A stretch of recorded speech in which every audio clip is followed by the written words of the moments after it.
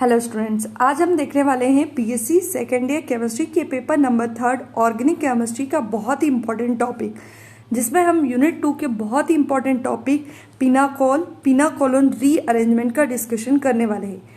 Most MP question है exam में, ये इसके आने के चांसेस बहुत ज़्यादा होते हैं। ये क्वेश्चन आपको लॉन्ग सेक्शन में देखने को मिल सकता है, तो बिना वीडियो को स्किप करे ध्यान से समझना, क्योंकि इसके अंदर आपको केमिकल रिएक्शन और मैकेनिज्म को ध्यान से समझना होगा। सबसे पहले हम हेडिंग डालेंगे acid catalysed rearrangement of glycol, यानी इस रिएक्शन को हम acid catalysed rearrangement of glycol भी बोलते हैं, या फिर इसे हम पिनाकोलोन रीअरेंजमेंट के नाम से भी जानते हैं। एग्जाम में ये मोस्टली इसी नाम से एग्जाम में पूछी जाती है। अब हम देखते हैं थ्योरी। व्हेन 1,2 ग्लाइकोल और diols are heated with dilute H2SO4, then instead of the formation of normal hydration of product alkene, a ketone is formed। इसमें ये बोलना चाह रहा है कि 1,2 ग्लाइकोल की रिएक्शन जब हम डाइल्यूट H2SO4 की प्रेजेंस में हीटिंग के साथ करवाते हैं तो नॉर्मल डिहाइड्रेशन के कारण एल्कीन बनना चाहिए, बट उसकी प्लेस पर कीटोन का फॉर्मेशन होता है। हमने इसके पहले एक वीडियो में एक टॉपिक समझा था, जिसमें हमने बताया था कि अल्कोहल की डिहाइड्रेशन से हमेशा एल्कीन का फॉर्मेशन होता है ना। लेकिन यहाँ पर जो 1,2 ग्लाइकोल है, जो एक अल्कोहल है, यहाँ पर एल्कीन न बनकर उसकी प्लेस पर कीटोन बनता है, उसे ही हम पिनाकोलोन रीअरेंजमेंट बोलते हैं। आगे लिखा है such type of rearrangement is called pinacolone rearrangement. इसी रीअरेंजमेंट को हम पिनाकोलोन रीअरेंजमेंट बोलते हैं। अब हमें क्या करना है, 1,2 ग्लाइकोल लेना है, क्योंकि हमारी रिएक्शन इसी से होने वाली है। तो सबसे पहले आपको इसको लिखने का तरीका याद रखना पड़ेगा, यानी आपको इसका फॉर्मूला याद रखना पड़ेगा। सबसे पहले इसे याद रखने के लिए हम लिखेंगे CH3, डैश लगाएंगे C, फिर डैश लगाएंगे C, फिर लिखेंगे हम CH3। इस तरह से हम ग्लाइकोल का फॉर्मूला याद करेंगे। बीच के दोनों कार्बन पे आप नीचे की साइड लगाएंगे OH और ऊपर की साइड लगाएंगे आप CH3। इस तरह से होगा आपका 1,2 ग्लाइकोल।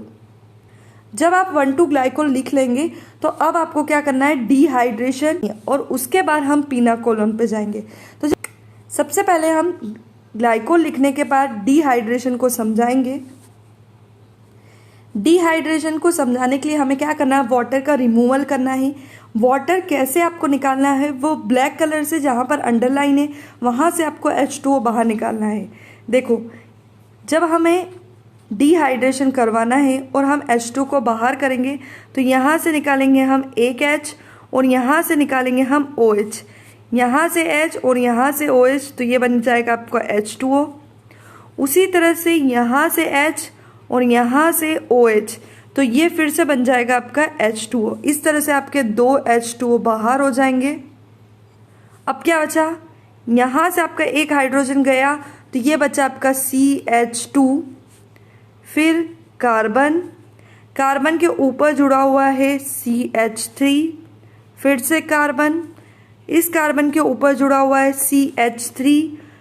अब ये CH3 है, यहाँ से हाइड्रोजन गया तो यहाँ पर बचा आपके पास CH2। हाँ, दोनों साइड H जा चुके हैं H2O के साथ, तो यहाँ बचेगा आपका CH2 और यहाँ भी बचेगा आपके पास CH2। बीच के दोनों कार्बन पे CH3 एज इट इज रहेंगे और नीचे से दोनों OH को आपको H2O के साथ बाहर करना है। अब आपको क्या करना है, एल्कीन बनाने के बाद आपको इसकी मेन रिएक्शन पे जाना है, जहाँ पर हम पिनाकोलोन बनाएंगे। यहाँ पर आपको H2O, जिस तरह से रेड सर्कल बने हुए हैं उस तरह से H2O को बाहर करना है। यहाँ से निकालेंगे H और OH, तो आपका H2O बन के बाहर। अब यहाँ पर आपको एक चेंज करना होगा। यहाँ पर आपको क्या करना है, जब आपका यहाँ से OH हट जाएगा, इस C पर आपको ये CH3 को यहाँ पर शिफ्ट कर देना है। तो ये जो CH3 है ये नीचे शिफ्ट हो जाएगा। यहाँ से आपका CH3 हट चुका है। उसके बाद ये कार्बन एज इट इज और इस कार्बन पर आ जाएगा आपका डबल बॉन्ड O। क्यों? क्योंकि यहाँ से भी आपका हाइड्रोजन गया है, आपका ऑक्सीजन सिंगल बचा है, तो इस कार्बन पर हो जाएगा आपका डबल बॉन्ड O। बस कुछ नहीं करना है, हमें CH3 को यहाँ शिफ्ट करना है और यहाँ से HOH बाहर करना है। अब हम देखेंगे इस रिएक्शन का मैकेनिज्म। ये तो हमने नॉर्मल रिएक्शन देखी है। मैकेनिज्म में सबसे पहले वही आपको 1,2 ग्लाइकोल का डायग्राम ध्यान रखना है। इस तरह से आपको, जिस तरह से आपने रिएक्शन में बीच वाला 1,2 डाइग्लाइकोल लिखा था उसी तरह से लिखना है। फिर इसे आपको H+ देना है, ये H+ आपका यहाँ ऐड हो जाएगा, तो यहाँ पर आप OH2+ लिख देंगे। क्यों? क्योंकि आपका हाइड्रोजन यहाँ पर ऐड हो चुका है। जब आपका हाइड्रोजन इस प्लेस पर ऐड हो जाएगा तो आपका OH2+ बन जाएगा। बाकी पूरा फॉर्मूला एज इट इज़ है। नेक्स्ट स्टेप में आपको इस H2O को बाहर करना है। ये H2O आपका बाहर हो जाएगा और ये जो प्लस चार्ज है ये आपका इस कार्बन पर आ जाएगा। इस कार्बन पर आपको प्लस चार्ज लिखना है क्योंकि केवल आपका H2O बाहर जाएगा, प्लस चार्ज इस कार्बन पर एज इट इज़ रहेगा। नेक्स्ट स्टेप में आपको क्या करना है, इस CH3 को इस कार्बन पर शिफ्ट करना है और ये प्लस चार्ज आपको इस कार्बन पर शिफ्ट करना है। तो आपका जो ये CH3 है ये पास वाले कार्बन पर आ जाएगा, तो ये यहाँ पर आपका CH3 आ चुका है और ये जो प्लस चार्ज है ये आपका इसके नियरेस्ट वाले कार्बन पर आ जाएगा। जैसे ही आपका प्लस चार्ज यहाँ पर आएगा आपको OH पर डबल बॉन्ड करने हैं क्योंकि आपको यहाँ पर कार्बन की वैलेंसी 4 करनी रहेगी। तो कुछ नहीं करना है, CH3 को यहाँ शिफ्ट करो, प्लस चार्ज को इसके कार्बन पर और OH पर डबल बॉन्ड।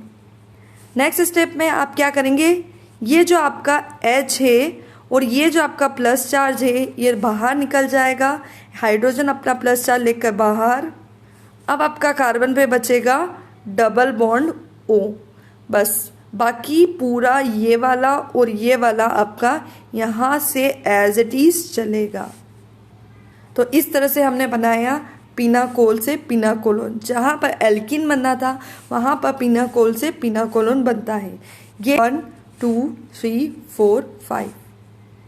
तो आई होप आपको बहुत ही इंपॉर्टेंट टॉपिक पिनाकोल रीअरेंजमेंट अच्छे से क्लियर हो गया होगा। अगर आपको वीडियो पसंद आया तो लाइक करें, सब्सक्राइब करें, शेयर करें ताकि आने वाली इंपॉर्टेंट टॉपिक्स की वीडियो आपको समय पर मिल सके। Thank you.